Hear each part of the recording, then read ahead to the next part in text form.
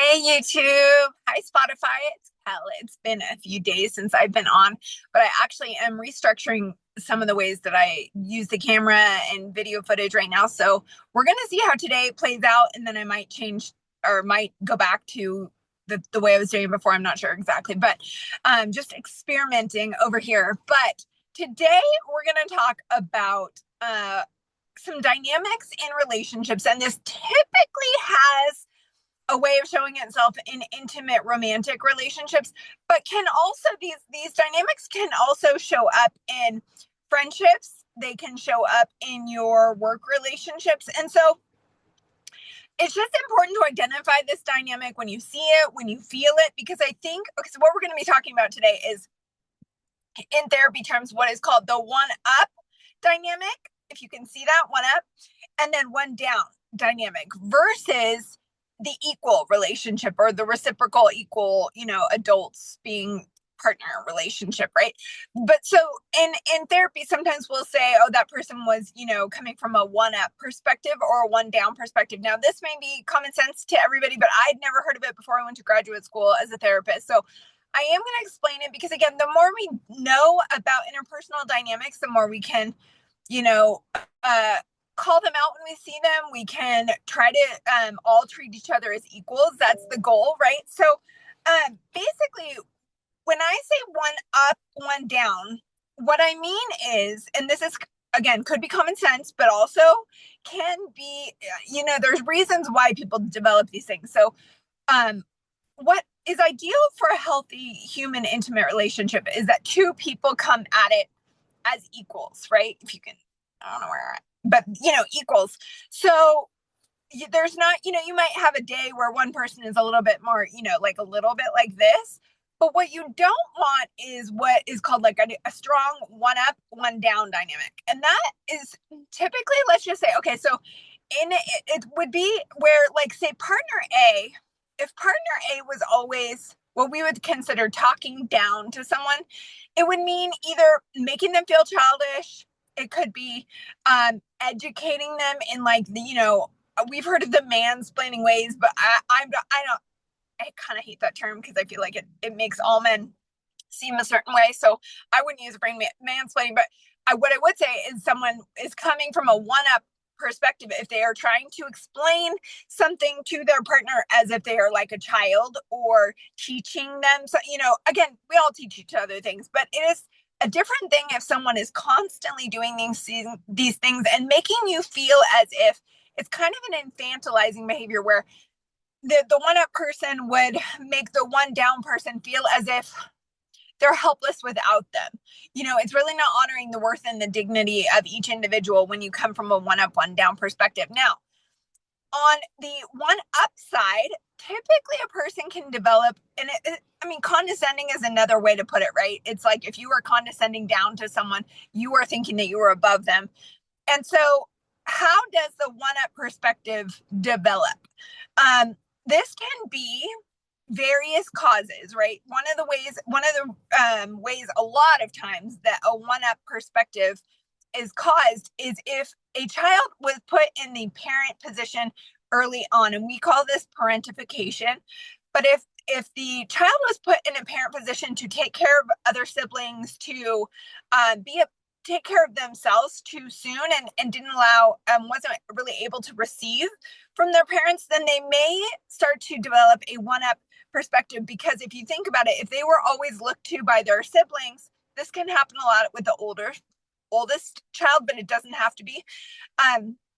But basically, if a child was parentified, that means their siblings would look up to them as if they were the parent. And so they become used to teaching everybody everything, showing everybody everything almost. And what they do is they find in their identity a sense of usefulness and worth that is found in being the person who has the answers, right? So that can very much be someone who has a one up perspective. Also, perfectionists can come from a one up perspective because, and we'll get into this in another video, but sometimes perfectionists have a trouble acknowledging the imperfections in themselves because they feel like if they admit they don't know something or can't do something well enough or whatever, that they are going to be unlovable. So there's this, like, a lot of time perfectionists are kind of like, oh yeah, no, I know that, or I know that, yeah, I got it. You know what I mean? And then not willing to be taught by other people because they are basically like, it somehow feels as if they're imperfect if they have to be taught, and that threatens their sense of lovability. So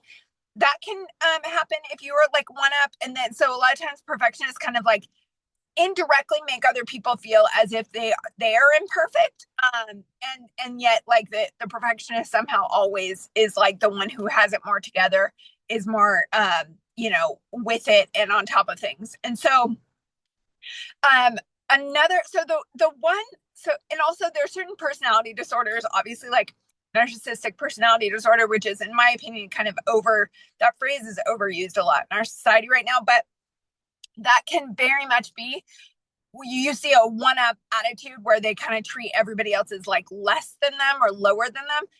So that is your one-up perspective. The one-down perspective is someone who is almost so comfortable feeling vulnerable and taught that they have not embraced the parent side of themselves. They're not fully in touch with their own capability. They're easier to kind of they don't stand up for themselves maybe as much as they should. They don't maybe have the boundaries that they should, or the assertiveness that they should. And so you will find these two people, one up and one down, typically are drawn to each other in relationships because, the one down person actually likes kind of giving their power over a little bit to the maybe they had this can happen a lot of times if you grew up with a very dominant parent figure. And so you are used to, say, looking to someone else for the answers rather than looking to yourself. So it also can be, again, people who are just very comfortable with vulnerability may find, and even sometimes weaponize, being one down.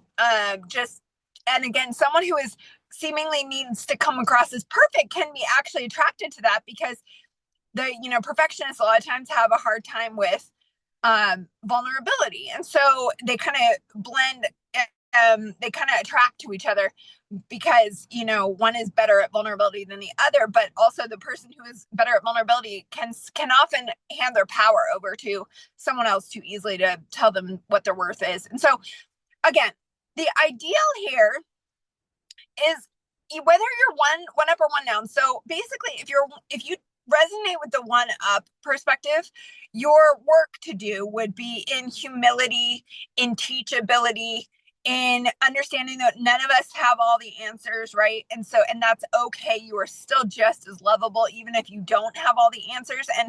And that, like, your partner can teach you as much as you can teach them, right? So that's what you have to work on if you resonate with the one up personality. If you resonate with the one down personality, you should get in touch with maybe taking your power back a little bit more, not giving it so easily away to other people to define who you are, what your sense of worth is, or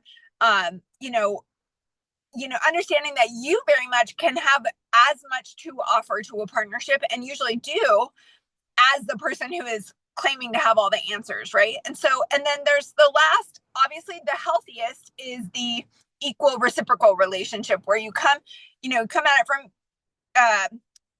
we are both equals and we're reciprocal in this, and no one person is better than the other or higher than the other. There's no like hierarchy of power in the relationship.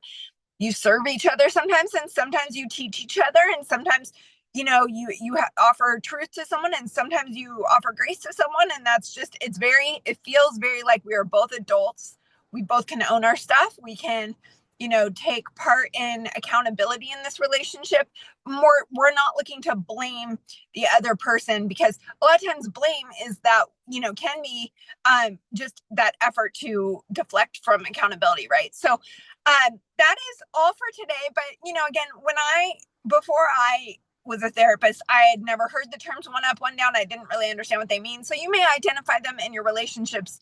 And again, if you are one down, you want to work on empowering yourself more, being more assertive in your communication, maybe setting better boundaries, not letting other people disrespect you.